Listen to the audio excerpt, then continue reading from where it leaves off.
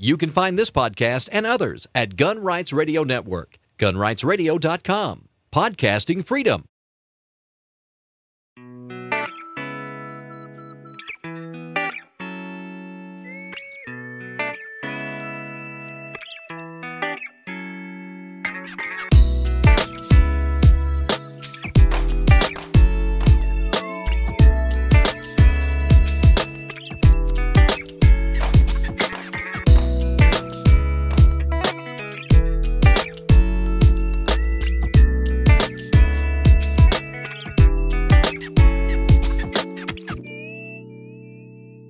Well, hello and welcome to Shooting the Breeze, episode 27, the formal gun podcast of WaltInPA.com. I am Walt White, and I am in a very talkative mood, so I just want to give you a little bit of forewarning. This podcast could become quite lengthy. In addition to being in sort of a gabby kind of a mood, content was in abundance this week. I don't know what happened, but over the past few weeks I've had some trouble digging up stuff for the featured content portion of the show. This week I was just flooded with it. I had to pick and choose some interesting stuff, and I ended up paring it down to about 4 pieces. So since item number 3 and 4 are so closely related, we're going to do kind of a twofer. You'll get 3 and 4 as item number 3, and that'll round out the featured discussion portion of the show. But before we get into all that, you're probably curious as to who won the Walther Sub Companion Knife, and I would show it to you right now and show you the box and stuff. However, it's all the way on the other side of the room, and I don't feel like getting up to get it. But I did draw a winner actually about 10 minutes before I turned the camera on. I used random.org and it was quite the headache trying to generate a random number and then sort through the list to find the person that corresponded with the number, since I didn't create a spreadsheet or anything like that, which I should have done right off the bat. But our winner is Michael Weinberg, who I'm familiar with from Stogie Review. It looks like he carried on over and liked some stuff on my blog, which is awesome. And so Michael, I'll be in touch with you fairly soon. I'll get your mailing address and ship out your lighter. Lighter. I'm getting so confused with with Stogie Review stuff. I owe someone a lighter too, but I'll be shipping out your knife in a few days, just as soon as I can get your information. So I want to thank everyone who liked WaltInPA.com and entering the contest. It was really good. It was kind of heartwarming seeing my likes being so low at the beginning of the contest and climbing considerably throughout. I think I'm at about 74 likes right now, which is much better than the, I think, 30 that I had when this initial contest started. So I'm really happy with the results. I think I may try to scrounge up some more stuff and do giveaways every once in a while. I would kind of like to do them, I don't know, maybe every 5 shows or something, if that's at all possible. So stay tuned if you're interested in free stuff, and I'll let you know how it works out. So to get into the podcast, or sort of get into the flow of things, the first thing I want to talk about is the book, Glock, The Rise of America's Gun. I talked about it last week that I was kind of on the fence, and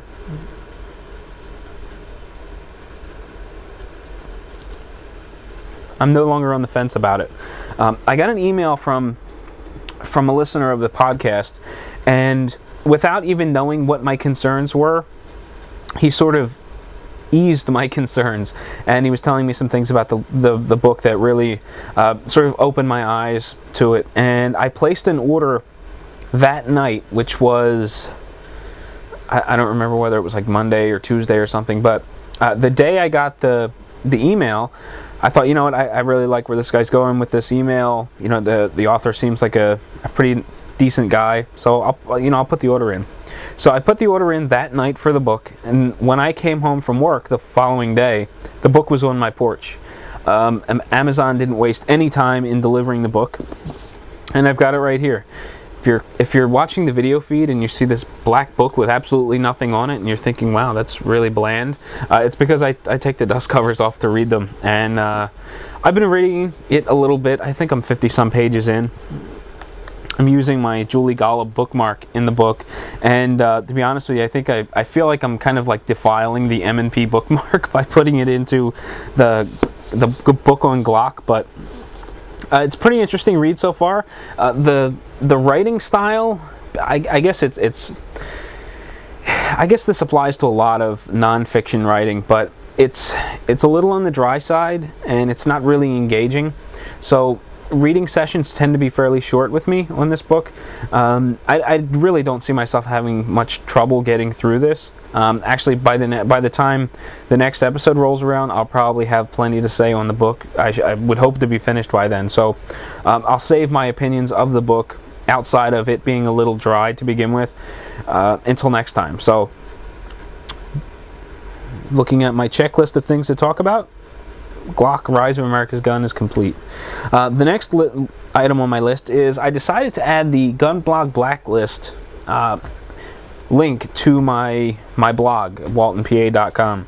Over the past, I don't know, few weeks, I've been seeing this little, it's like an advert on blog sidebars all over the place. Different gun blogs are using it, and I've clicked through a handful of times, and it looks like a big giant list of gun blogs. It's been a great source for me to find new content to read and enjoy, and I've been going back and forth a little bit, you know, clicking, checking it out, then forgetting about it, and then clicking and checking it out, and finally I just decided, you know what, I want to participate. I sort of threw my hat in the ring. I applied the Gun Blog Blacklist little advert thing to my sidebar. Click on it, check it out, and see just the massive collection of links that are in the Gun Blog Blacklist. Wow, that's a mouthful. It's like a tongue twister almost. Gun Blog Blacklist. But at any rate, that is the latest addition to my blog. The last thing I want to talk about before we get into the news is the television show Hot Shots. I don't know how many of you were following it, but I've been really interested in it. Being someone that's into USPSA shooting, a lot of the show really appealed to me. The shooting with Jerry Michalek and the other guy, who I can't think of his name to save my life, but both of them are competitive shooters, pistol shooters, and they really interest me. They do some coverage on, I think his name is Patrick Flanagan, the exhibition shooter for Mossberg, and I can't think of the other guy's name. He's an archer, but they're both sort of exhibition style shooters, but they follow along Jerry Michalek and this other guy as well that does like shooting competitions. And the show's been really interesting. I'm really into it. However, I missed last week's episode for whatever reason. I forgot to sit down and watch it. I don't have a DVR, and the horrible part about all this is that it seems as though reruns are non-existent. I haven't been able to find any rerun to catch up on the show. I can't find the episode listed on like Amazon Instant Video streaming. Even if I had to pay like $1.99 to watch the episode, I would like to, so that I can keep up with it. The episode, I can't find it there. I can't find it. I didn't see it on iTunes, although I didn't open up the iTunes application and look that way. And if you try like alternative methods for viewing and or downloading the episode, all you get is the old Hot Shots movie. I believe like Charlie Sheen was in it or something, but so it's kind of like, I don't know whether it was episode 3 or 4 that I missed, but I don't know if I'll ever see it at the rate it's going. So I'm really disappointed that there's no reruns or ways to catch up on it that I've found so far. And I made a point to sit down and right in front of the TV at 9 o'clock this morning, ready to go and watch the follow-up episode. However, all day today was Super Bowl talk, or Super Bowl pregame coverage, so NBC Sports was just full-blown Super Bowl mode. So no show this week. I don't know, maybe they'll do a rerun hopefully soon. This way I can catch up on that missed episode. But that's where we're at as far as the pre-news banter portion of the show goes. So sit tight, I'll be right back, and we're going to get rolling into the news. Alright, well, first up for the news items this week comes from citizensvoice.com, and it was published on January 30th. It is entitled, "With Gun in Tow, Hazleton Man Educates Public on Open Carry." And the piece is a little on the lengthy side, so bear with me as I stumble through reading this aloud. So the article goes on to say, George Irizarry gets more than strange looks when people see him carrying a gun in a holster on his hip in Hazleton. Folks think he is breaking the law and telephone police. Police have drawn their guns on him and ordered him to drop to his knees. Irizarry takes their responses calmly, knowing that the law permits him to carry a gun openly. I knew by open carrying I was going to get a lot of flack from the public and the local police departments, Irizarry said. Not only am I open carrying, not only am I an open carrier, I'm a Hispanic male. I said I was going to stumble all over this. By the way, Hazleton refers to Hazleton, Pennsylvania, just in case you were curious. The article goes on to say, he decided to carry his gun. Sometimes he totes two at once in plain view to inform other Pennsylvanians that they have the same right. I didn't have to tell you it was Pennsylvania because it was in the article. But at any rate, I digress. I don't do it because I want the attention. I want the awareness. I get so many questions. The thing is, I'm trying to raise awareness. It's okay if you want to open carry, Irizarry said. People that aren't educated about open carry might disagree, but that's what this is for. To open the floor, to let people talk about it, and to make the police aware. Like most states, Pennsylvania lets citizens with clear criminal records who are 21 and older carry guns openly without a license, except in Philadelphia.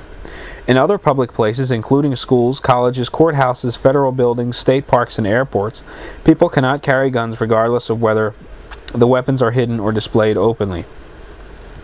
In October 2008,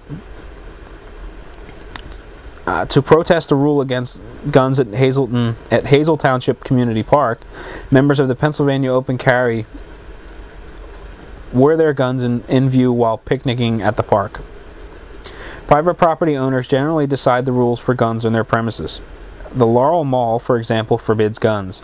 The Brady Campaign to Prevent Gun Violence in Washington, D.C. encourages businesses to ban guns. A poll done for the campaign found that 52% of Americans oppose allowing people to open carry loaded guns in public.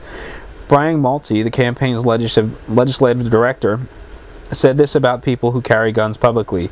Quote, they want to change behavior to normalize behavior that most Americans don't find normal, end quote. Very proficient. Irizarry, who is 41 and a member of the National Rifle Association, said he supports legislation that would allow people licensed to carry guns in their states to carry guns in other states as well. He has lived in Hazleton for 3 years and researched the state rules and local policies before deciding to carry a gun openly. Also, Irizarry obtained a permit to carry his weapon from the Luzerne County Sheriff's Department. He doesn't need a permit to carry a gun openly, but the permit allows him to carry a concealed gun or carry the gun inside his vehicle. As of last year, about 1 in 9 Luzerne County residents older than 21 obtained a permit to carry firearms. Irizarry suggests that people who obtain permits to carry guns obtain training on how to use them. I shoot my weapon almost daily or every other day, so I'm proficient, said Irizarry, a former store security officer who installs security cameras and works as a bouncer in Hazleton. Most people who see him don't know the law allows him to carry a gun openly. When they disbelieve him, he pulls a pamphlet out of his pocket to reinforce his point. They go, whoa. Irizarry thinks a discussion about carrying weapons openly in Hazleton is timely in view of recent robberies, highlighted by 3 holdups in 3 weeks this month at the Turkey Hill Minute Mart on Alter Street. The way Hazleton is going with the Turkey Hills getting robbed and the pantry quicks, people are terrified. It's okay to protect yourself, Irizarry said. Irizarry wears a sweatshirt that has a picture of a handgun on the back with the words, I carry a Glock because I live in Hazleton. 2 of Irizarry's friends carry their guns openly in Hazleton and explain why. You're allowed, it's your right, Dave Tellwiger said. Added Jose Francisco, we're not going to go crazy with it. Irizarry said he understands why recent crime upsets people who live in the city, who have lived in the city all their lives. He also understands why longtime residents might blame crime on newcomers like him who are Hispanic, but asks people be more discerning. Someone committing a crime doesn't mean all Hispanics are dirty people or persons, said Irizarry, a natural-born citizen who owns a home in Hazleton and said his daughters are good students in the city schools. There are some in the Hispanic community who don't want this kind of violence. He hopes whites and Hispanics will work together through churches and other forms to discourage crime, something he believes he does by wearing his gun. With open carry, I believe it is a deterrent, Azari said. Some people completely disagree. Hazleton Police Chief Robert Ferdinand differs. My opinion, Ferdinand said in an email, is that one actually makes oneself more vulnerable by carrying a firearm openly. A thief knows ahead of time what defenses he has to deal with and can take measures to distract and ambush an openly armed citizen, disarming him and now having the ability to use his own weapon against him.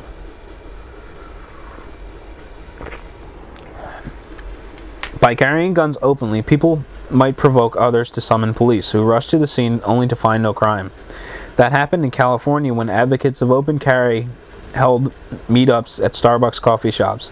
An association of the state police chiefs took political action. They got tired of wasting resources for responding to someone who was carrying a gun, said Malti from the Brady campaign.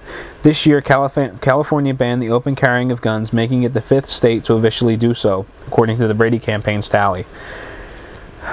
Recognized now. In Hazleton, Irizarry said police usually recognize him as a legal gun owner now, but when he began carrying a gun openly, they surrounded him on occasions, including one time when he was asked when he was talking to his wife inside a store where she worked. One of the officers said he could have gotten into a motor vehicle accident that day while hurrying to the store after receiving a report that Irizarry had a gun. Irizarry said that's not his fault. A dispatcher taking a 911 call should ask the caller if the man is just wearing the gun in a holster, which is legal, or pointing the gun at someone or brandishing it in some other manner that is illegal. When police receive a 911 call about him, Irizarry understands that they have a right to question him. He lets police check the serial number on his gun and shows them his permit from the sheriff's office. They don't give these to criminals, he said while holding the permit, which has his picture on it. People with gun permits have passed criminal background checks, as Irizarry points out to business owners. When he sees no gun sign, Irizarry hands the owner a card saying that gun owners make good customers and statistically are more law-abiding than the public overall. Banning guns, the card says, does not make a business safer. It simply tells criminals that you're an easy target, the card says. If owners disagree, Irizarry moves on. This is why we live in America, he said. Everyone has an opinion. So that was a lot of talking. Kind of dry, a little parched.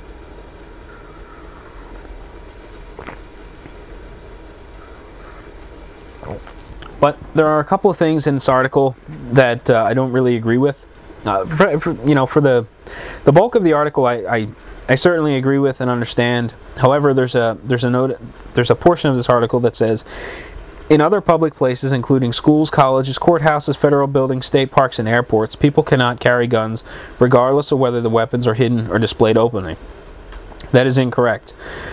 Schools, you're not permitted to carry in, although there's a clause in the law regarding legal purposes, for other legal purposes, but it's never been tried. So that's sort of a gray area. It's a no-no. So don't carry in schools. However, colleges make up their own rules, as far as I know. Courthouses are no-no. Federal buildings are no. State parks are fine. Airports are fine, except for the secure area. And that pretty much sums it up. So there's a little bit of false information here in this portion of the article where they talk about where guns can and can't be carried. That's going to vary by state. In this state, that's kind of what applies.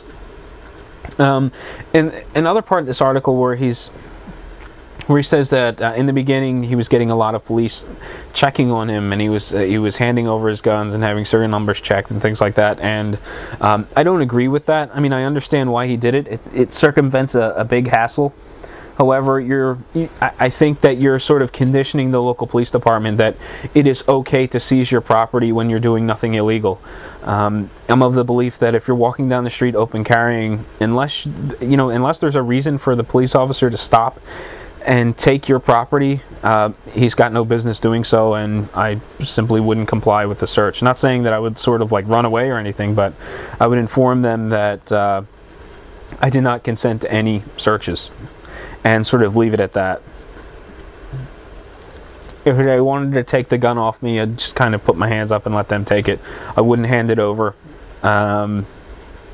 But, you know, that's easy for me to say sitting here, never having had to deal with a police officer regarding carrying in any form. So it's just sort of my opinion that I think he's making it easier for the police to strip his rights away when no crime has been committed. And I agree with him a great deal about dispatchers collecting more information when these calls come in, because living in Pennsylvania, which is an open carry state, it's not uncommon to hear stories about police being called to a scene because someone's walking around the store with a gun open on their hip in a holster. You know, I've heard stories about, you know, guys being stopped in like Home Depot and Walmart and gas stations and things like that, all because people called the police because they saw a gun in the open. And you know, just like this case where the police just races to the scene thinking the worst is happening, when the call didn't even need the police didn't even need to show up on the scene because there was no crime being committed.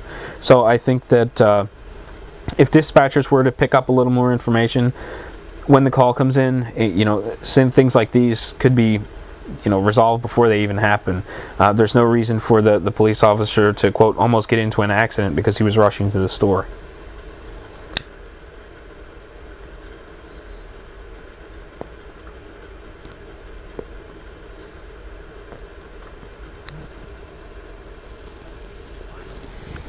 So I think I've kind of beat this one to death. I don't know what else I can talk about this article. It was long enough as it is, and I think I've babbled enough. So that's going to close out news item number 1.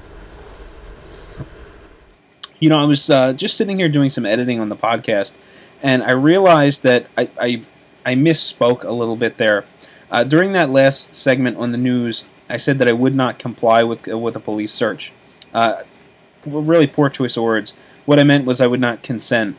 Really big difference. It's not like I would put up a fight or anything with a police officer, but I would inform him that I did, or him or her, that I did not consent to any searches, and sort of go from there. So just wanted to clarify that really quick and throw this little post recording edit in there for you, just to help clarify.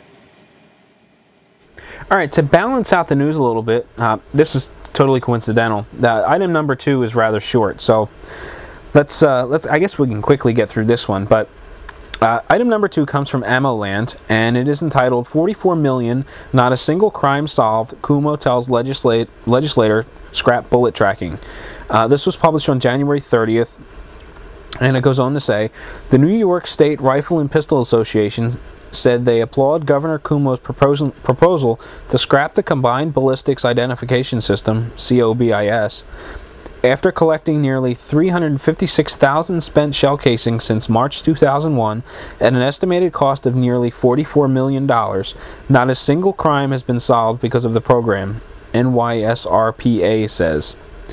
By any rational measure, COBIS has been a total failure, said NYSRPA President Tom King.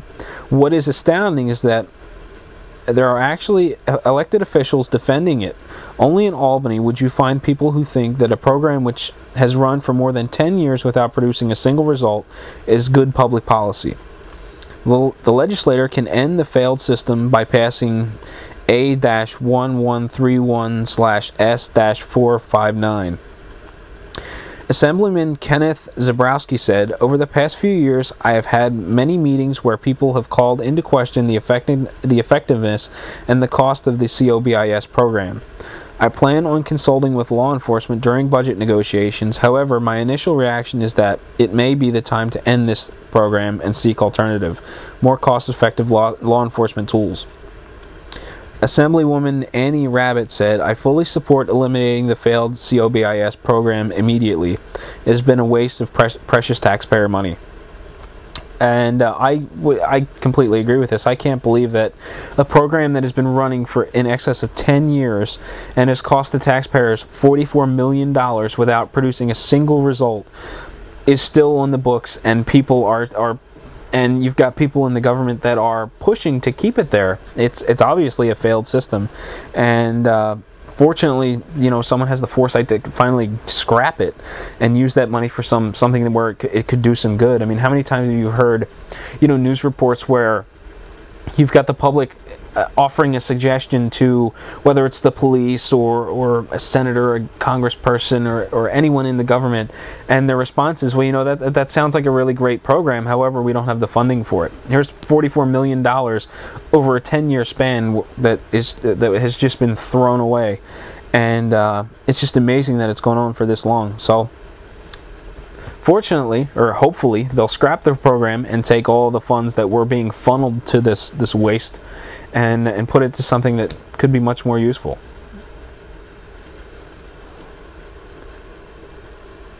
Well, for the third and final piece of news, I have a news article that is longer than the second, but not quite as long as the third, or not as long as the first. So bear with me as I stumble through this one.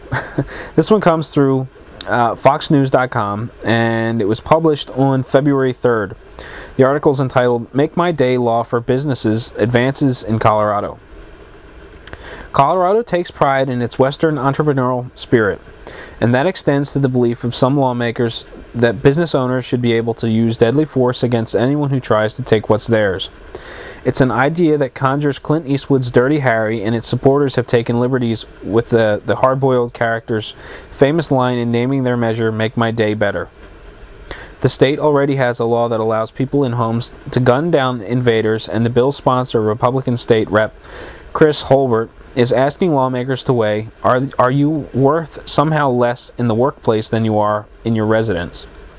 Opponents, including some law enforcement, consider the plan an overreach. This bill gives business owners a license to kill when nothing is threatened other than property, Democratic State Rep. Claire Levy said. Most states have some variation of self-defense law. In legislators from Alaska to Oklahoma, lawmakers are considering adopting or extending such protections. On Thursday, Republicans in Colorado, in a Colorado House committee, advanced the measure to extend Make My Day home protections to businesses on a 6-5 party line vote. The bill, which includes provisions to protect property, is expected to pass the Republican-controlled state House but fail in the Democratic-controlled state Senate. Republicans found motivation for the proposal about 5 years ago after a Denver nightclub owner shot an intruder and was charged with attempted murder, and have unsuccessfully introduced a version of the measure in several sessions. Holbert said the bill's opponents raised concerns when the state passed a Make My Day law back in the 1980s. The opponents to that law were quite sure that we would have an increase in people just being shot on doorsteps, and that just hasn't been the case, he said. Holbert said, "This isn't a blanket coverage to do bad things." Oklahoma already has self-defense protections for business owners, but this year lawmakers are considering strengthening the law after some high-profile shootings. On New Year's Eve, a young widow armed with a shotgun and a pistol, gunned down a knife-wielding intruder at her rural mobile home. Prosecutors said she was justified under the law. In another shooting, a homeowner in Oklahoma City suburb shot and killed an armed invader who was breaking into his duplex. Oklahoma's law allows deadly force when someone unlawfully and forcibly enters a business. Lawmakers want to clarify language so it applies to people who enter dwellings legally, but with bad intentions. Other states are having similar discussions. Alaska lawmakers are considering a bill similar to Florida's Stand Your Ground law, which provides some of the nation's widest-ranging protections. It allows anyone who can carry a gun to kill in self-defense anywhere firearms are allowed.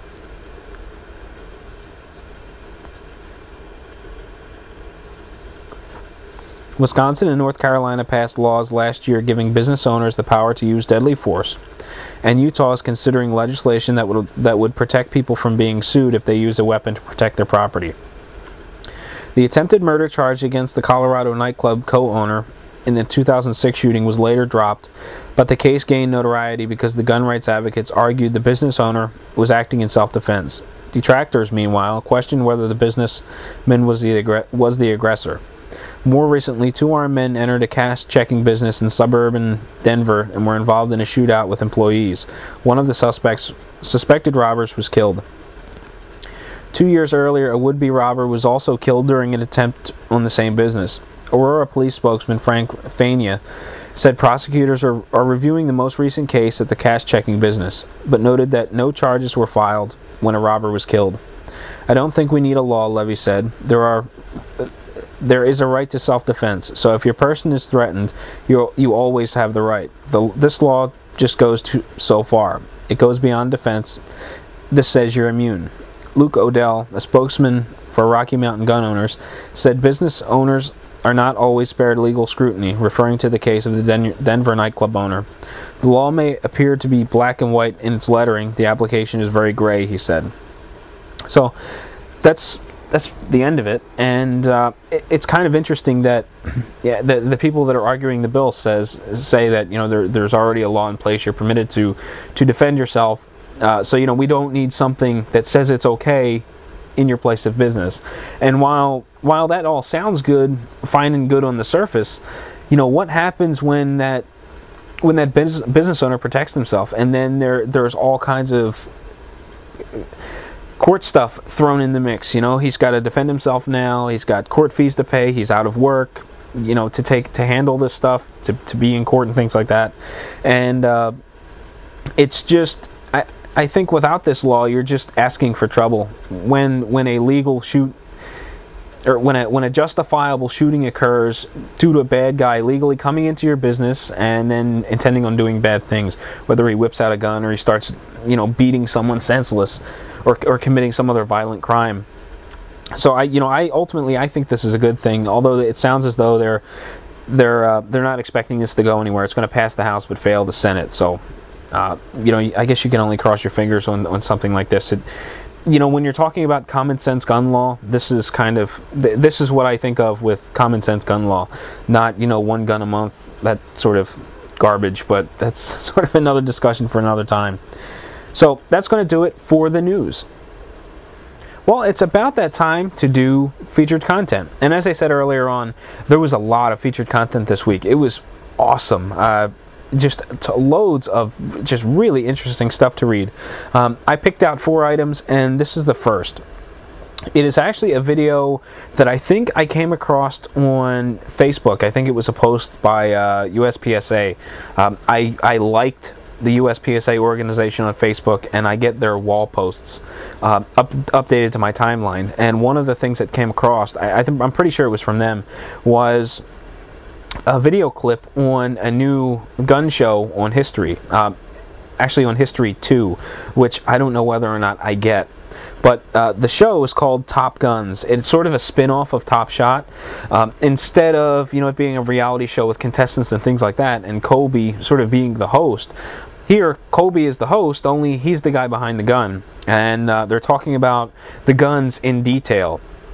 They're going to feature guns. They're going to talk about how they shoot. I guess they're going to include some history, and it looks pretty interesting. The video teaser that I have for this, which if I can embed it, I will. If not, you'll just have to click through to the H2 website.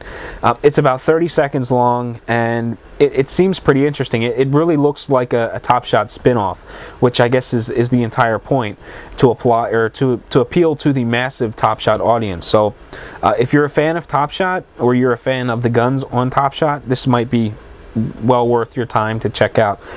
As I said, it's only 30 seconds, and it'll give you a pretty good understanding of what they plan on doing with the show.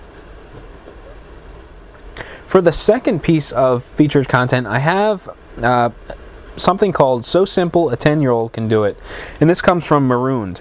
This is a blog that I came across on the gun blog Blacklist not terribly long ago, that I put into Google Reader, and I've been keeping an eye on throughout the days, weeks, kind of a thing. And this was something that I came across, and I initially started scanning it, and after the first paragraph, I was pretty drawn in, and I finished reading it, and it sort of applies to my feelings on, I don't know, the larger part of the public school system. But basically, he's sitting down to dinner with his family, and he's talking to his son, and they're talking about their day, and his son starts talking about a fire drill that they had at school, and apparently it reminded him of this code red that they had at school, and they were basically, I guess it was a stranger in the building drill, and the students were told to gather together in sort of like the back corner of the classroom,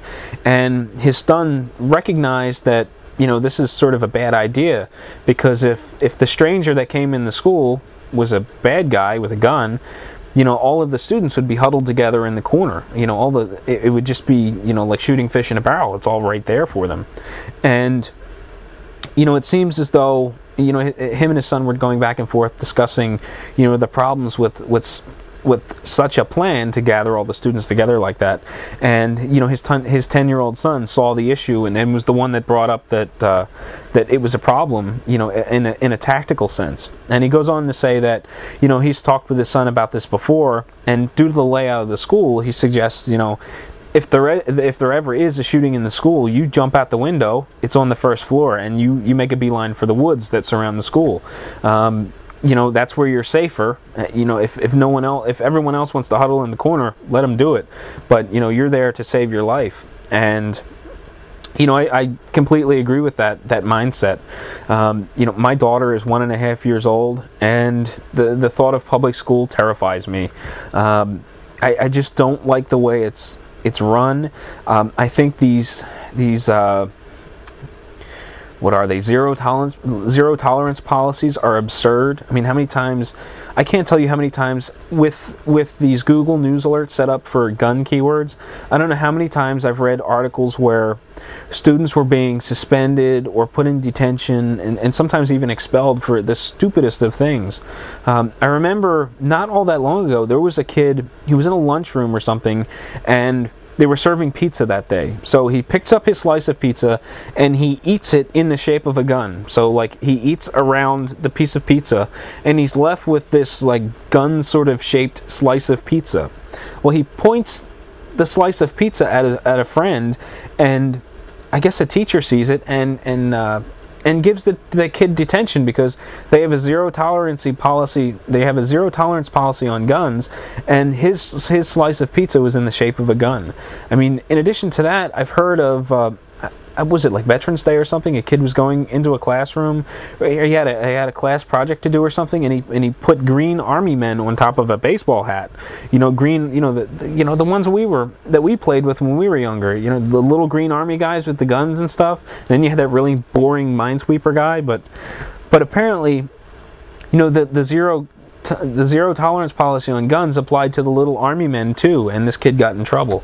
And you know, there's just instance upon instance where this stupidity is getting kids in trouble. And it's not stupidity on the kids' part. I mean, you know, they're being kids. It's stupidity on the administration's part, I think, to have these zero tolerance, sort of no nonsense policies that clearly need to be, where the situations need to be judged on a case-by-case basis. And the same thing applies when it's time for my child to go to school. You know, I want to feel like she's safe, and if there's a bad guy in the building and she's going to be huddled up into a group in the corner, I mean, it's easy pickings at that point. And that scares me to death, thinking that, you know, that is the way the public school system is run. And, you know, I have a child that's going to become part of it.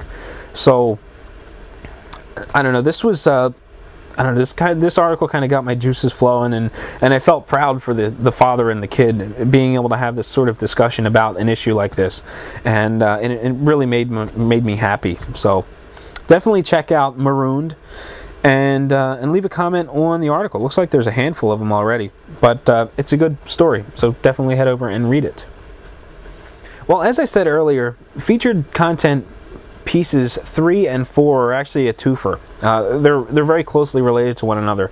They both come from the same blog, and I was alerted to the second one after commenting on the first one. So the first one, or actually both of these, come from the Fill Your Hands blog, and the first one is entitled "Frank and Glock on the Rack Again," and it's an update on Tom from Fill Your Hands, Generation 2 Glock 17.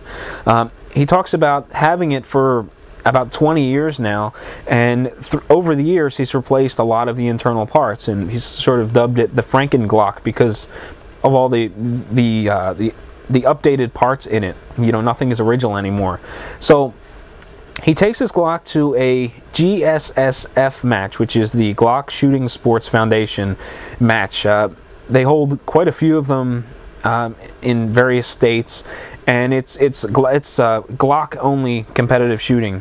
And one of the interesting things about these GSSF matches is that there's an armorer on site, and they sort of do, it sounds like they do preventative maintenance on your gun.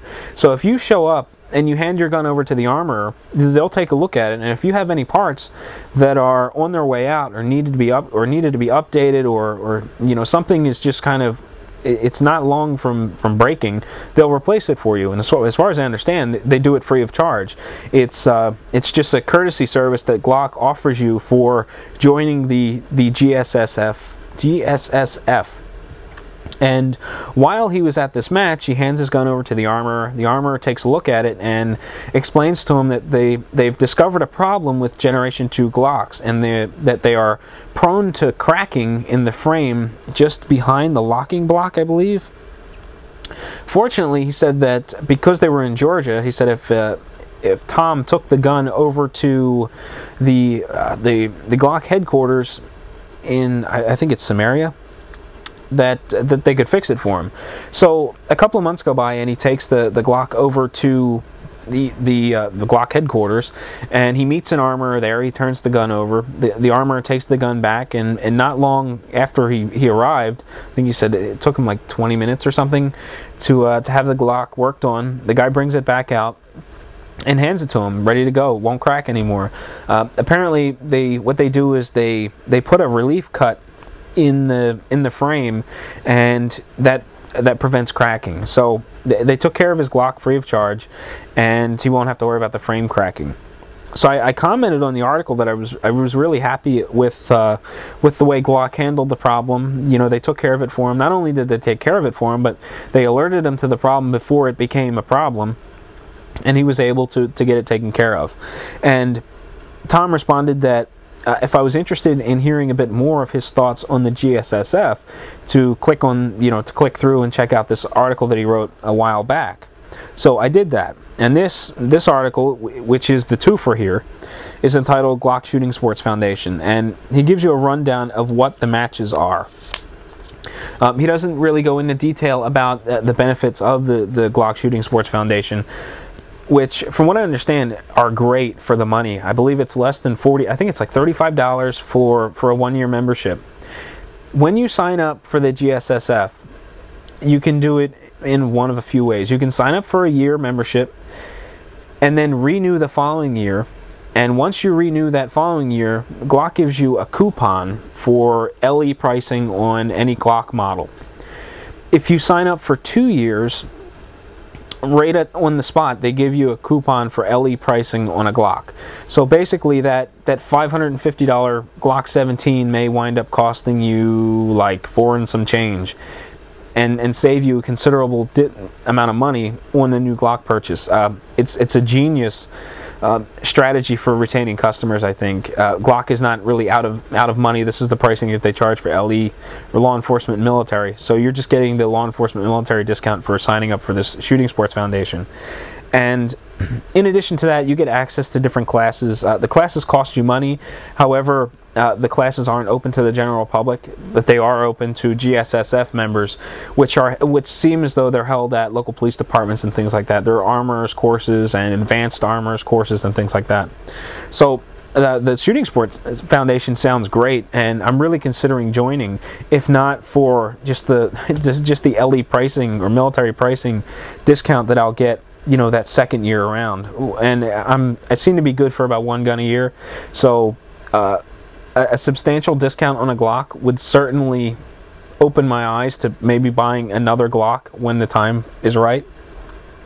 So it's pretty interesting. Now the article breaks down what happens at the matches. Talks about it costs $25 for each pistol that you enter the match with. And then all of the courses of fire are the same, and he breaks those down and talks about them. So if you're interested in the GSSF, my suggestion would be to head over to Fill Your Hands. I'll give you the link. You can click through and check out what Tom has to say on it. And then once you're finished there, head over to the GSSF website, and you can look up pricing and the benefits of membership and things like that. But really good read, both of them. And it kind of makes me happy to own a Glock and see that I have options within the Glock brand for maintaining my gun and benefits for continuing support of Glock. So definitely worth reading.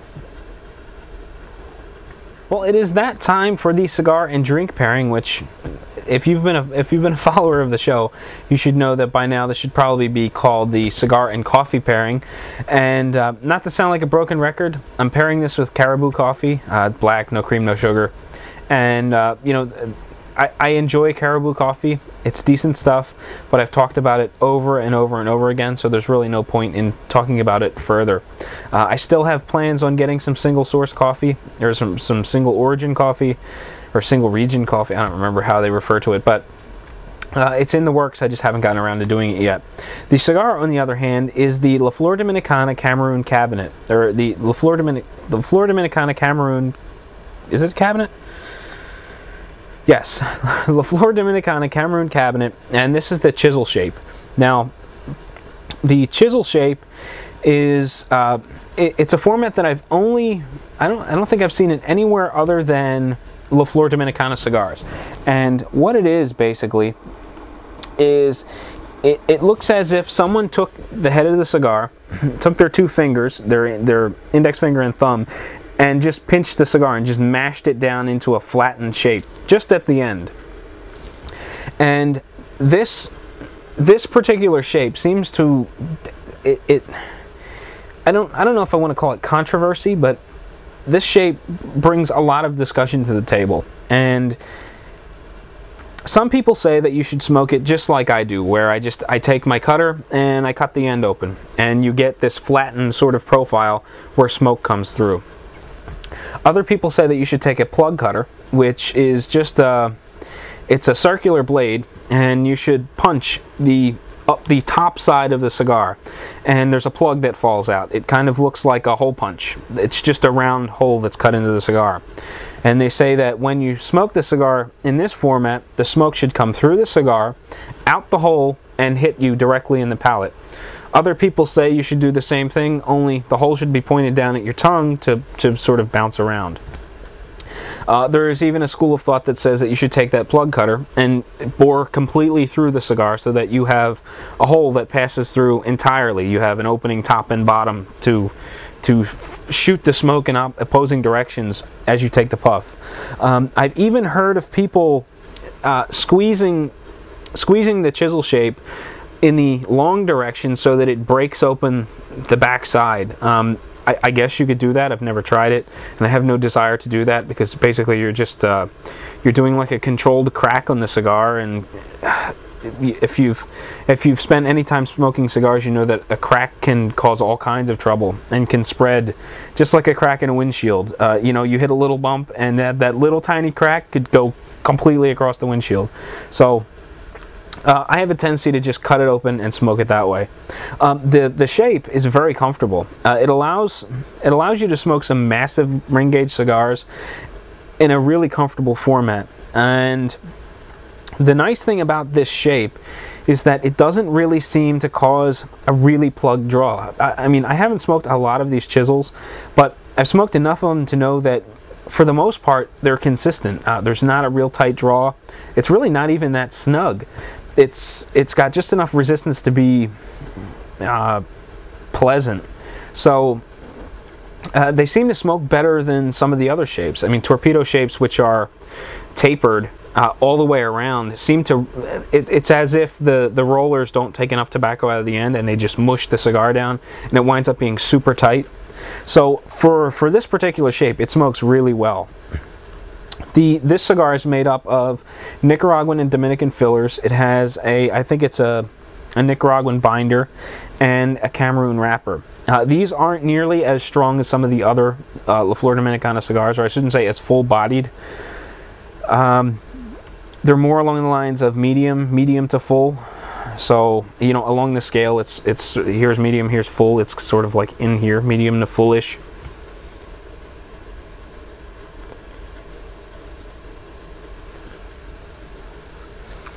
The flavor profiles are pleasant. They're kind of earthy and spicy.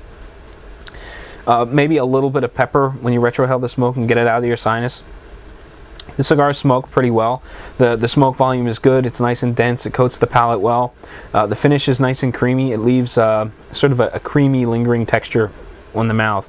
I guess if you're going to equate it to anything, it would sort of be like maybe a full-bodied Scotch, where it has just a lingering sort of thickness or syrupy sort of texture. The cigar is very similar in that manner. The price on these, I threw the wrapper away, but I think it was about $9 per single. And my preferred retailer, Mike over at Buckhead Cigars, actually has these listed on his website, which I should probably look up right now for pricing information. Yeah, he's got these, a 5-pack for $43.95 or a box of 20 for $152.95. It's free shipping with your order, and I enjoy these cigars very much. I've never had the Cameroon cabinet in a chisel format before, and I like it a lot. I don't know that I would say it is my favorite of the La Flor Dominicana line, but it is really up there. And it's really, really pleasant. So if you're interested in trying these cigars, I would suggest that you purchase them through my preferred retailer, which is Buckhead Cigars in Atlanta, Georgia. You can pick up the phone and give Mike a call at 404-844-0400. If you'd like to look at all of the new stuff that Mike has on sale, or that Mike is promoting, you can head over to AskTheCigarGuys.com. It is not a retail site. It is just Mike's page where he lists pricing and things like that for the things that he has on sale, which is mostly new product. So at any given time you may find a dozen cigars listed here, things that Mike is promoting, and generally has reduced pricing over what he will be charging later on. So if you're looking for stuff that Mike has on sale, I would suggest looking here. If you're interested in just sort of shooting the breeze with Mike and getting pricing, or just getting a general feel for Mike and his business, you can do so via Twitter at Buckhead Cigar, and Mike also has a Twitter and Facebook account, which is Buckhead Cigars. So by supporting Mike, who is a good friend of mine and also a fellow gun guy, you'll be supporting both a cigar guy and a gun guy. So my suggestion would be to get in touch with Mike and order your cigars through Buckhead. Well, it's time for the discussion portion of the podcast, and I'm going to base this discussion portion on a comment I received on YouTube. This comes from New Start 1651, and he says, this is in reference to Shooting the Breeze episode 26. And he says, great video. I have a Glock 20 10mm. I carry when I'm bow hunting in bear country for protection. I love going to my local range and trying out new targets. Visi-color targets show a paint spatter color around the bullet hole. Makes it easier to see your shot at a distance. When you head to the range, what do you like to carry in your range bag? So before I get to talking about what I carry in my range bag, I thought it would be cool to post the last portion of the question on my Facebook page, and asking, you know, the people that like my page what they carry in their range bags, or what would you recommend carrying in your range bag for those sporadic range trips. And I got two answers. The first comes from Scott, and he recommends carrying foam earplugs, because ultimately someone always winds up either forgetting their hearing protection, or they get to the range and they decide they want to double up and they've only got earmuffs. So Scott suggests carrying around disposable foam earplugs, and you'll see later on that that's actually one of the things that I carry. Another comment that I got was from Jason, who's a good friend of mine, and he recommends carrying toilet paper in your range bag. To be quite honest with you, I've never even thought of that, and it's probably a very good idea. All of the ranges that I go to, only one has an outhouse. And I don't know that I'd really want to be in that outhouse doing the deed, you know, or, you know, taking care of some serious business. But all of the other ranges, you know, I've never had to you know, I've never been in that situation where I kind of had to drop a deuce and all I could find was just woods. With my luck, I'd wind up wiping with poison ivy or something. But you know, again, I've never considered carrying toilet paper in my range bag. So I guess that's a very good idea, depending on how out in the middle of nowhere your shooting range is, and whether or not they have facilities for you to use. So, 2 really good answers. One was a little odd, but you know, I guess I see his point. So, for this discussion topic, I actually grabbed my range bag, I set it on the floor, and I grabbed my flip cam. And I just held it with one hand, turned it on, and started rooting through my range bag, going through all the items that are in it. I have to apologize for the video portion. If you're actually watching this on YouTube or my blog or via iTunes, the video quality isn't very good. The lighting wasn't great, and the picture is kind of grainy. And again, I'm operating the camera with one hand as I'm rooting through my range bag with the other. So there's times when I reach for something with both hands instinctively, and you know, you get a real close-up look of something, and you know, the picture just kind of goes black. I tried to minimize that during the editing process, but you know, it happens from time to time. So please just kind of bear with me. Before I take you into that video, there are some things that I would like to add to my range bag that I didn't think to mention when I was going over everything.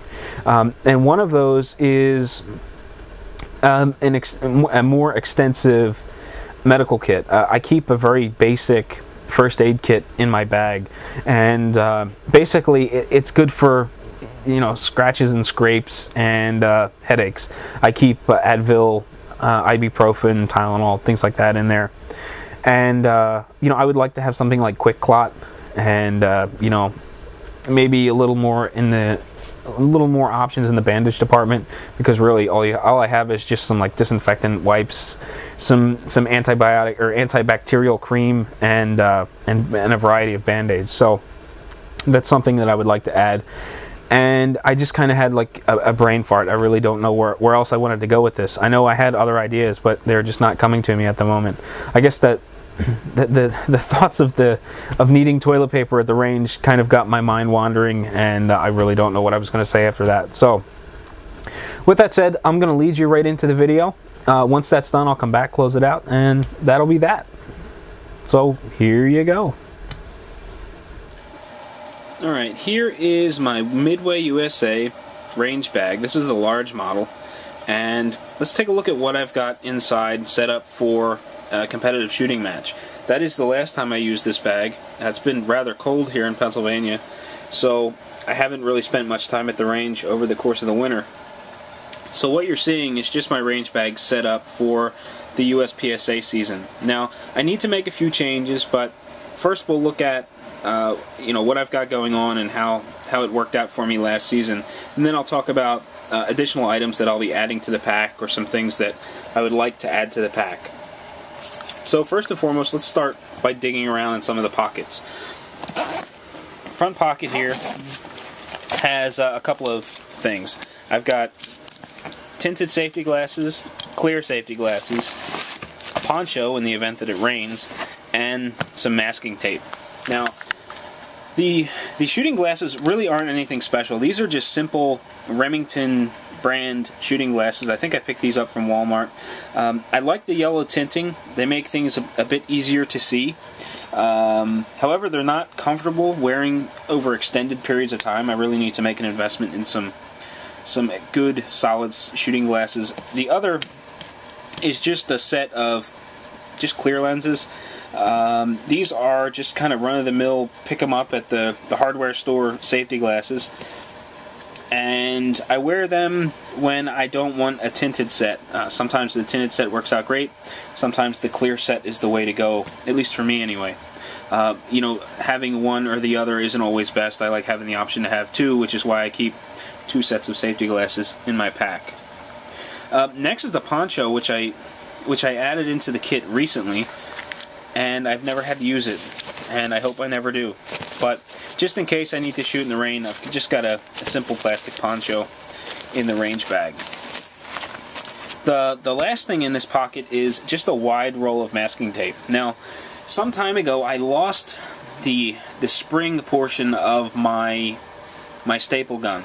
So stapling targets up to target stands became a problem, and I just grabbed a roll of masking tape to sort of fill the void and get me a ways or means of setting targets up on a target stand. The tape has actually worked out much better, because not only can I quickly tape things to cardboard backer, but I can also rip off pieces of tape and use it as pasters. So I can shoot the same target, paste over my holes, and shoot some more, recording how I'm doing at any given range time or range session. So that's pocket number 1.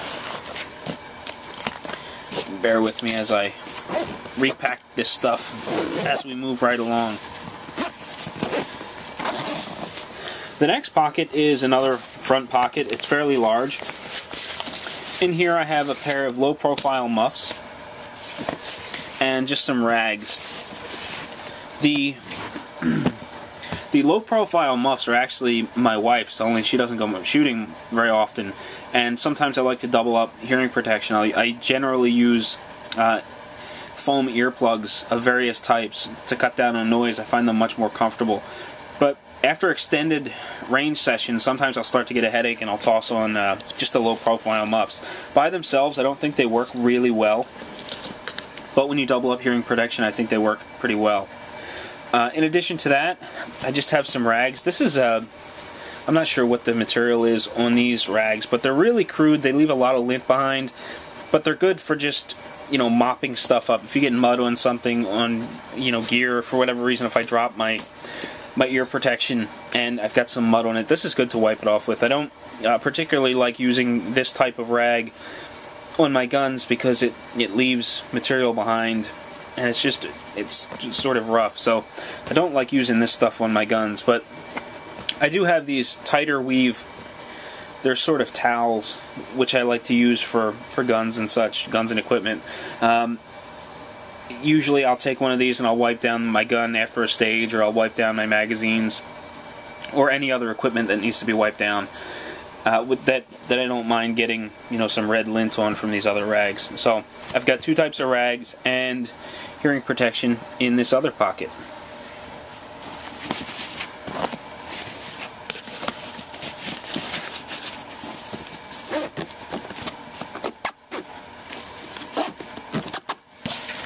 When we spin this around, I've got an end pocket here with some stuff in it that I never use.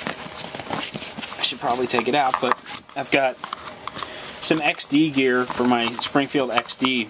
I was contemplating shooting IDPA at some point, so I have some XD gear, mag pouches, and just a real simple magazine loader, because the springs in my XD magazines are so tight. This does a tremendous job in aiding me load those magazines. So I've been keeping these mag pouches in there forever, and I've never actually used them for anything. So in here they remain. I should probably take them out to reduce weight, or just reduce clutter in the bag. But that's what I've got in that pocket. Rolling around here, I've got a really wide front pocket, which is probably the most used of the pockets. I've got some pens, and I've got a pen and a pencil here for taking notes at the range. I've got lots of space here for spare magazines. You'll notice some empty space here for my 3 Smith & Wesson M&P magazines that are all rusted, which need to be replaced. Here's the one that didn't rust, so I keep that in there. I keep my Springfield XD subcompact magazines in here as well. Here's the extended mag. Next season I'll probably swap those out and replace them with Glock magazines, since I don't ever use the XD for competitive shooting, so there's really no need to have these in here all the time. Behind this I've got another pocket where I keep hearing protection. These are just reusable foam earplugs that work really well, and because I work in a very loud environment, every now and again I grab 1 or 2 packs of disposable foam earplugs, and I'll make sure I toss them in my range, or in my range bag. I probably have at least a dozen pair here, or in various pockets throughout the range bag. Ultimately, every time you're at a match, someone winds up forgetting hearing protection, or they want to double up on hearing protection. They only have earmuffs, so they're disposable. They're real cheap, a couple of cents a pack. So I make sure to keep a handful available in my bag for anyone that might need them.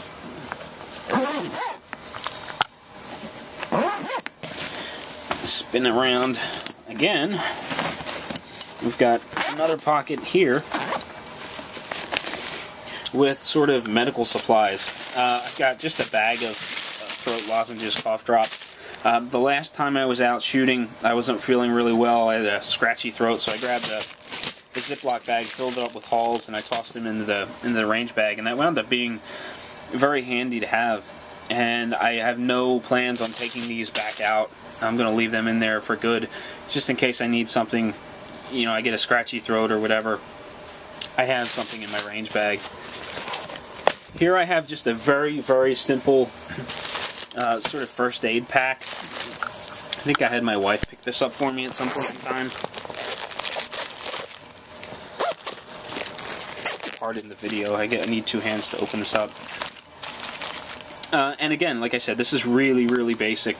The pack comes with a couple of things: some scissors, a pair of tweezers, a couple of band-aids, things like that. I added in a bunch more band-aids of different size and shape. I've got some Tylenol, some Advil. Excuse me. I added in some clean wipes, alcohol swabs. There are a couple of different packs of ointment. This one just happens to be hydrocortisone cream. I think I also have some burn ointment and some antibacterial ointment in here somewhere. But different things in the pack for different scenarios. Over here is some more stuff that the pack came with. I believe this is some cleaning solution. I keep some little packs of ibuprofen and things like that in my range bag when I get a headache. And so far, the only thing I've needed to use this for is ibuprofen and Tylenol. With some of those extended range sessions, I'll get a mild headache. But this thing has come in handy for just those odd occasions when I need something to relieve a headache. So hopefully I'll never need to use it for anything more than that. Alright, so now that all of the outside pockets are covered, let's take a look at the inside of the range bag. So, first things first, I've got this little hand strap that's coming apart. The stitching is breaking on it, which is the only problem I've had with this range bag. Aside from that, it's been awesome for the price. Before we even open the bag, I've got a couple of binder clips. These are smaller ones. One of the ranges that I shoot at has a cable system set up on a portion of the range for larger targets, and I find that it's really easy to throw my target onto a cardboard backer and then slip the binder clip over top of the steel cable and just clip it onto the cardboard. Using two of these things, it'll hang, and it works really well.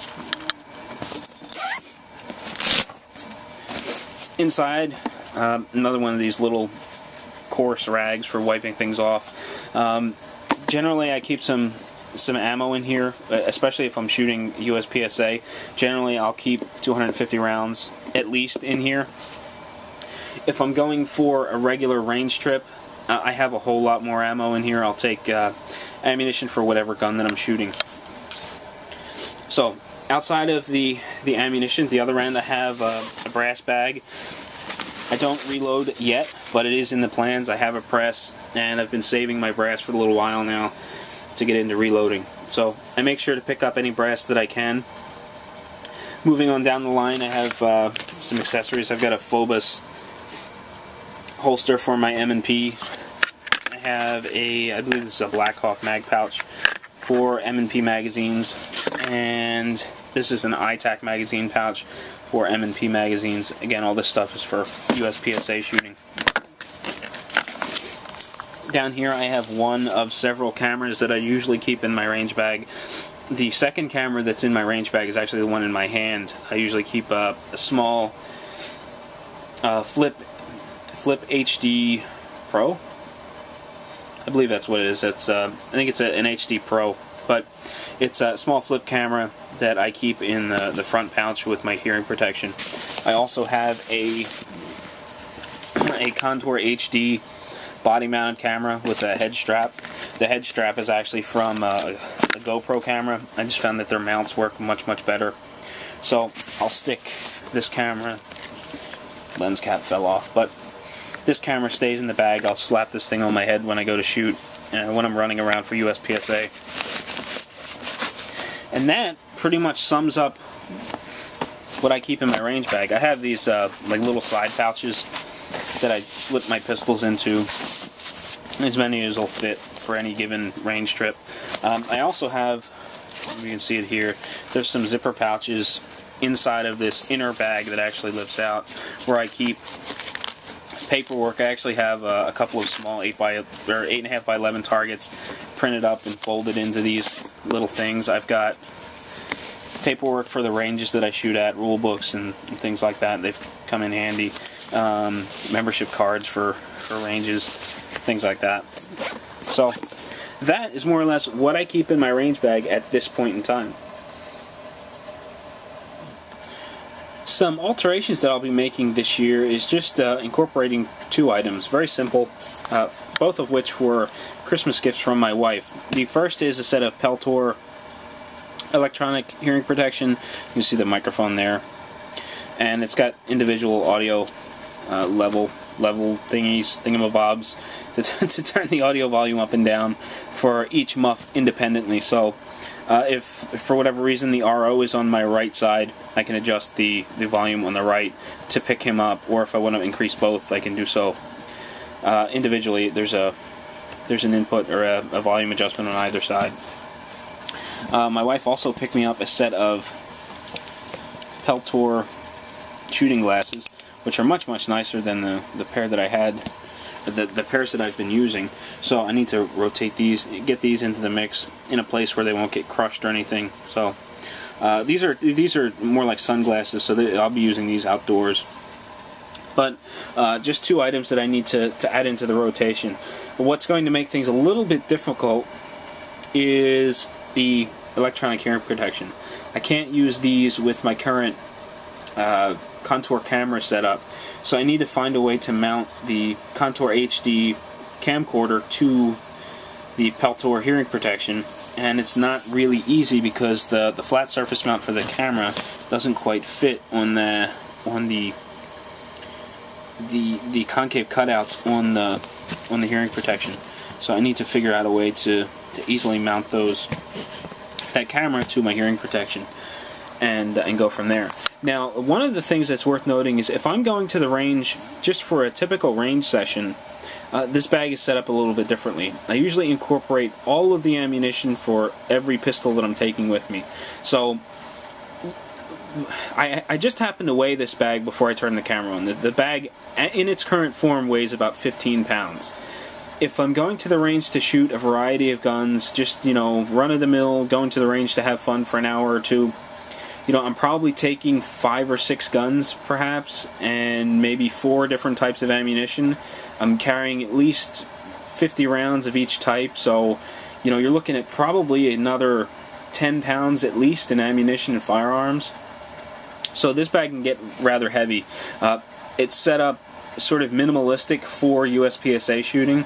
I learned in my very first match that you have to carry this thing around quite a bit, and the larger the facility is, the more walking you're going to do, and the lighter the pack, the easier that is. One particular club that I shoot at is very spread out, and you do quite a bit of walking. Actually, you probably do more walking than you do shooting, and I would hate to carry around a 50-pound pack to go shooting a USPSA match where I'm probably shooting maybe 5 minutes of total shooting time spread out over 3 or 4 hours of walking around and setting up. So I try to keep it rather minimalistic for those points in time when I go competitive shooting. So that is my range bag. That's what I've got in it, and that's going to do it for the discussion topic in this week's podcast. Well, it is about time to close out episode 27 of Shooting the Breeze, the formal gun podcast of WaltInPA.com. I want to thank you for watching this episode or listening to this episode, however you chose to take in the information. I want to thank you for downloading, subscribing, whatever it is that you do to get your hands on the podcast. I really appreciate it, and I look forward to your continued support. If you have any questions that you would like to submit to have me discuss on the show, or some things you would like to just discuss personally, whatever the case may be, you can send me an email, which is walt@waltinpa.com. You can submit audio files if you'd like me to include them in the podcast. If you're handy with a video camera or YouTube, please feel free to record a video response or something, and I'll do what I can to import it or get it into the following podcast. If you want to connect with me on the social media front, I'm on Twitter as @WaltW. I'm on Google Plus and Facebook as Walt White. And I have a blog, which is waltinpa.com, where I post a variety of other things in addition to these podcasts. So that pretty much does it. This podcast wound up being a little on the long side. It looks like I'm going to be at about an hour and 15 minutes. So I really appreciate your dedication and getting all the way through the podcast. And that's going to about do it. So again, thank you for watching or listening to episode 27 of Shooting the Breeze. And until next time, happy smoking, happy shooting, and I will catch you later.